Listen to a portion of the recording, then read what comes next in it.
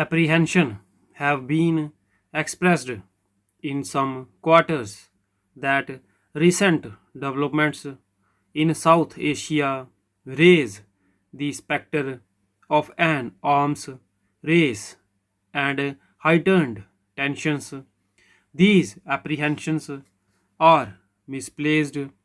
India continues to seek good relations with all its neighbors, work with them to build on our commonalities and shared aspirations. Differences should be resolved in a rational manner, peacefully, and through bilateral negotiations.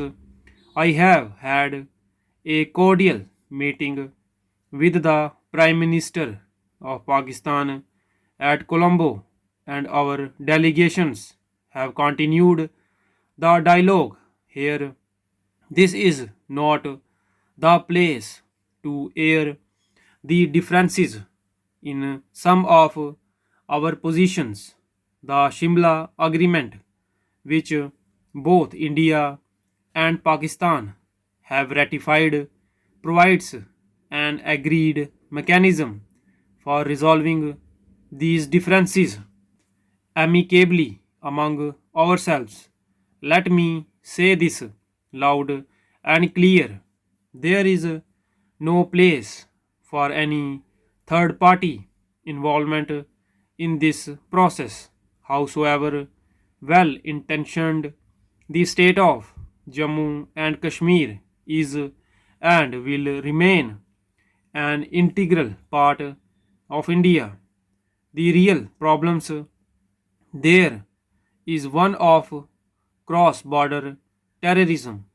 The international system in which the movement must function remains beset with inequality and uncertainty.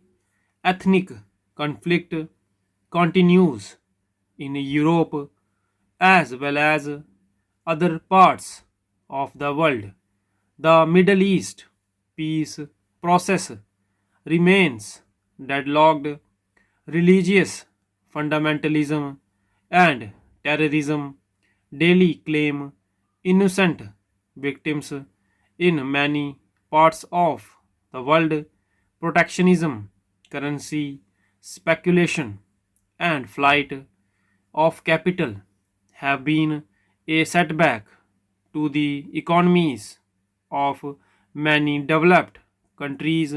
Pressures on developing countries have intensified as the new architecture of the multilateral regime in trade, investment, development, cooperation, environment, and human rights shrinks the political space available to developing countries. The United Nations is being asked to shoulder increasing responsibilities, but its financial resources rest on shaky foundations. Expansion and reform of the Security Council should be based on global and non discriminatory criteria. NAM and developing countries are most often the objects of the Council's actions. They must have a role in decision making in the Council on the basis of equality to meet the aspirations of its members. NAM has to develop the strength to translate its numbers into an effective voice in international affairs. It has to regain lost ground in a changed international environment. Another priority should be to set an agenda for the management of the international economy. Protectionism has returned in markets of the developed world.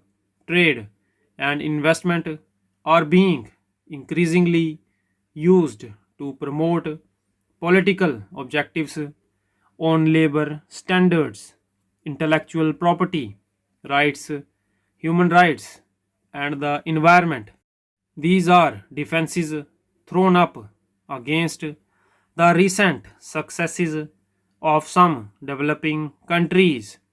These members have emerged in the vanguard of international growth.